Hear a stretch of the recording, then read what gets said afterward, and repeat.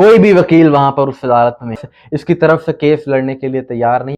عالمی سطح پر بھی اگر دیکھا جائے، ملکی لیول پر بھی اگر دیکھا جائے، تو ایسا محسوس ہوتا ہے کہ ایک ٹاسک دیا۔ یہ ویڈیو عراقی پرفیوم ابو الفضل کے تعاون سے پیش کی جا رہی ہے، جو کہ پاکستان میں لانچ ہو چکا ہے۔ بہترین خوشبو ہے اور اسے ابو الفضل اس لیے کہا جاتا ہے کیونکہ حرم حضرت عباس میں یہی خوشبو استعمال کی جاتی ہے۔ آرڈر کرنے کے لیے واٹس ایپ نمبر پر رابطہ کیجیے۔ شکریہ۔ بسم اللہ الرحمن الرحیم۔ السلام علیکم مومنین اکرام، امید ہے آپ سب خیر و عافیت سے ہوں گے۔ بڑا افسوس ہوا اس واقعے کے متعلق جب پتہ چلا، یہ بات جب پتہ چلی، لیکن ان چیزوں سے اویئر رہنا، ان کے بارے میں جاننا بھی بے حد ضروری ہے اس پرفتن دور میں، جو کہ فتنے کا دور ہے۔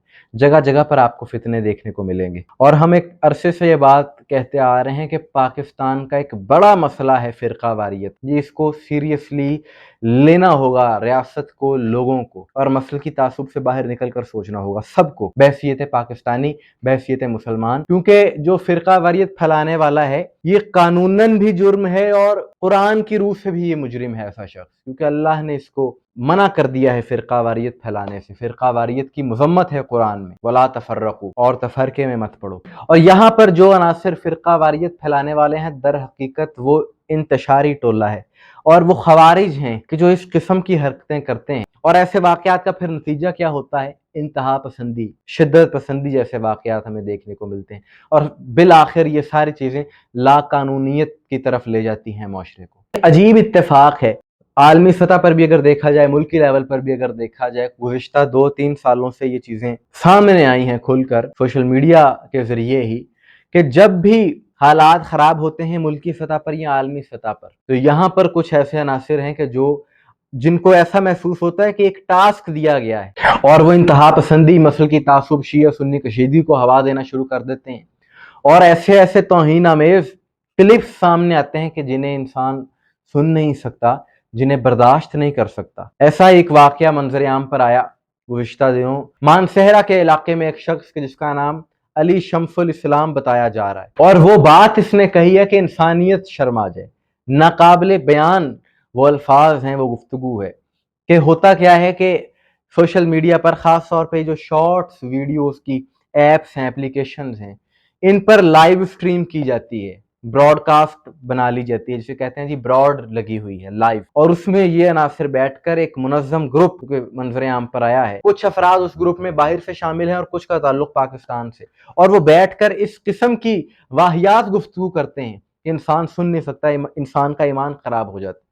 اور یہ جو شخص ہے شمس الاسلام، علی شمس الاسلام جس کا نام ہے، اس نے وہ توہین آمیز گفتگو کی ہے سادات کے متعلق، حضرت امام حسین علیہ السلام کے متعلق، امام زین العابدین علیہ السلام کی پاک والدہ ماجدہ بی بی شہر بانو سلام اللہ علیہا، ہمارے لاکھوں کروڑوں سلام اس پاک شہزادی کی عظمت پر کہ جو سادات کی جدہ ہیں، ان مقدس پاکیزہ ہستیوں کے متعلق جن پر خدا درود و سلام بھیجتا ہے، ان کے متعلق اس بدبخت نے وہ زبان استعمال کی کہ ناقابل بیان ہے۔ اور حضرت ابو طالب علیہ السلام، محسن اسلام، رسول اللہ کے چچا، رسول اللہ کے پاک چچا، آپ کو پالنے والے، کہ جس ہستی نے رحمت دو عالم حضرت محمد مصطفیٰ صلی اللہ علیہ وآلہ وسلم کو اتنی محبت سے پالا کہ ان کے عمل کو اللہ نے قرآن میں اس عمل کا ذکر کیا اور کہا کہ ہم نے حبیب آپ کو جگہ دی جب آپ یتیم تھے۔ ایسی مقدس اور پاکیزہ ہستیوں کے متعلق بد زبانی، بد کلامی، توہین آمیز گفتگو کی گئی۔ انا للہ و انا الیہ راجعون۔ اس کی وجہ سے، اس شخص کی گفتگو کی وجہ سے بہت زیادہ غم و غصہ پایا گیا تمام مومنین میں، اہلیان اسلام میں، خصوصاً سادات کرام میں، کہ جن کی جدہ کے متعلق ایسی زبان استعمال کی گئی۔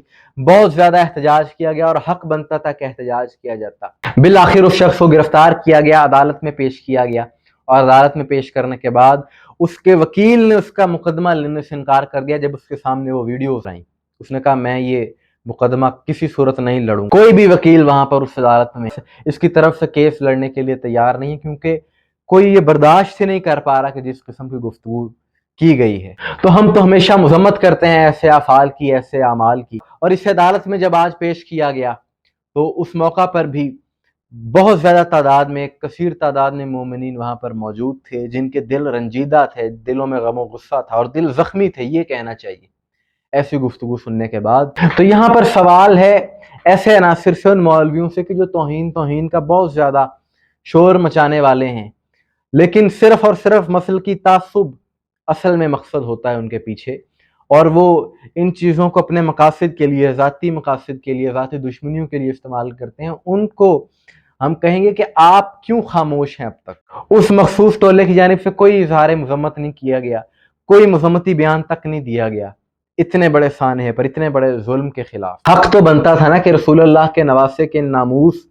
اور ان کے حرم کے متعلق ایسی گفتگو کی گئی، ایسی بد زبانی کی گئی، جناب ابو طالب علیہ السلام کے متعلق، اہل بیت کے متعلق ایسے الفاظ استعمال کیے گئے تو مذمتی بیان تو آنا چاہیے تھا، لیکن ان کی جانب سے کوئی مذمتی بیان نہیں دیا گیا۔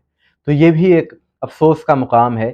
یہ مسل کی تعصب سے باہر آنا ہوگا، مسل کی تعصب سے نکلنا ہوگا، تبھی یہ معاملات ختم ہو۔ اب اس کیس کو متعلقہ اداروں اور ایف آئی اے کے حوالے کیا گیا ہے، مزید اس کیس کی اب تحقیق اور تفتیش ہوگی، لیکن یہ معاملات اس وقت ختم ہوں گے کہ جب ایک تو میرٹ پر فیصلے ہوں، اور دوسرا یہ مسل کی تعصب ختم ہو، یہ تکفیری مائنڈ سیٹ ختم ہو۔ اور جب ایسے واقعات ہوتے ہیں، ایسے واقعات میں پارٹی نہ بنا جائے۔ کوئی اگر آل رسول کی توہین کرتا ہے تو بلا تفریق مسلک اس کے خلاف آواز اٹھنی چاہیے، اس کے خلاف قانونی اقدامات ہونے چاہیے۔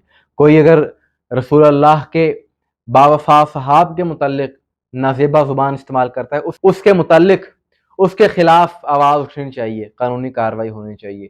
جو رسول اللہ کے چچا حضرت ابو طالب علیہ السلام کے ایمان کے متعلق کوئی نازیبہ زبان استعمال کرتا ہے، اس کے متعلق قانونی کارروائی ہونی چاہیے۔ جب ایسا ہوگا تو یہ مسائل اپنے آپ ہوں گے۔ اور دوسری سب سے اہم بات کہ یہ جو اس طرح کے لائیو سٹریمنگ پلیٹ فارمز ہیں اور اس پر بیٹھ کر کوئی چیک اینڈ بیلنس نہیں ہے، کوئی کچھ بھی کہہ دے، کیونکہ یہ کوئی عالم نہیں ہوتے بلکہ یہ جہلاء ہیں، جہلاء سے بھی بدتر ہیں جو اس قسم کی گفتگو کرنے والے ہیں۔ یہ صرف اور صرف انتشاری ہیں، یہ صرف اور صرف انتشار پھیلانا ان کا کام ہے، جو اس طرح کی نازیبہ زبان استعمال کرتے ہیں۔